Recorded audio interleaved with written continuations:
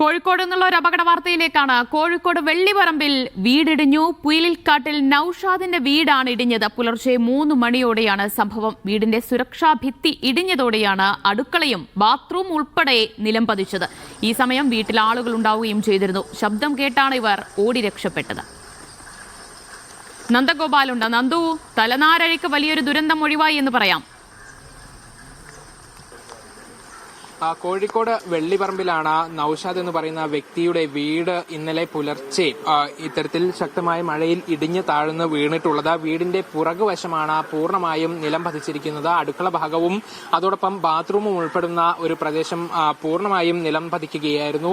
ഈ സമയത്ത് നൌഷാദും കുടുംബവും ഈ വീട്ടിലുണ്ടായിരുന്നു. വലിയ ശബ്ദം കേട്ടാണ് പുലർച്ചെ 3 മണിയോടുകൂടി ഇവർ വീട്ടിൽ നിന്നും പുറത്തേക്ക് ഇറങ്ങി ഓടുകയും ചെയ്തിട്ടുണ്ടായിരുന്നത്. വലിയൊരു അപകടമാണ് സംഭവിച്ചത്. പൂർണ്ണമായും വീട് താമസിക്കാൻ പറ്റാത്ത ഒരു നിലയിലേക്കാണ് പോയിട്ടുള്ളത്. വീട്ടിലെ ഉപകരണങ്ങൾ ഉൾപ്പെടെ നശിച്ചു പോയിരിക്കുകയാണ്.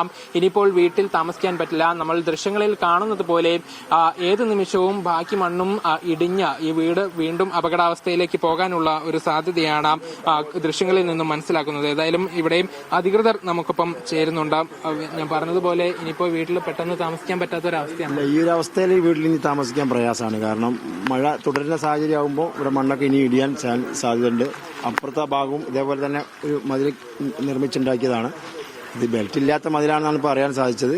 അതുകൊണ്ട് എന്നാലും മഴ അത്ര ഒരു വെള്ളം നിൽക്കുന്ന സ്ഥലമൊന്നുമല്ല, നേരിട്ട് വെള്ളം പതിയുന്ന സ്ഥലമല്ല. പക്ഷെ എന്താ സംഭവിച്ചെന്നാൽ അറിയില്ല. എന്നാൽ ഇപ്പോഴത്തെ അവസ്ഥയിൽ ഒരു അപകടം നിറഞ്ഞൊരു അവസ്ഥയാണ് ഇപ്പോൾ ഉള്ളത്. താമസിക്കാന്ന് പറയുമ്പോൾ അപകടമാണ്. കുടുംബം ഒരിക്കലും പ്രതീക്ഷിച്ചിട്ടില്ല. സാധാ ഒരു കിടന്നുറങ്ങുകയാണ്. അപ്പോഴാണ് പുലർച്ചെ 3 മണിക്കാണ് ശബ്ദം കേട്ടത്. ഇങ്ങനെ ശബ്ദം കേട്ട് വന്ന് നോക്കിയപ്പോഴാണ് ഇങ്ങനെ വീട് തകർന്ന നിലയിൽ കണ്ടത്. സാധാരണ ഒരു കുടുംബമാണ്, വളരെ കൂലി ചെയ്ത് ഈ കുടുംബം പോറ്റുന്ന ആളാണ്. അപ്പോൾ അതൊരു പ്രയാസമാണ്.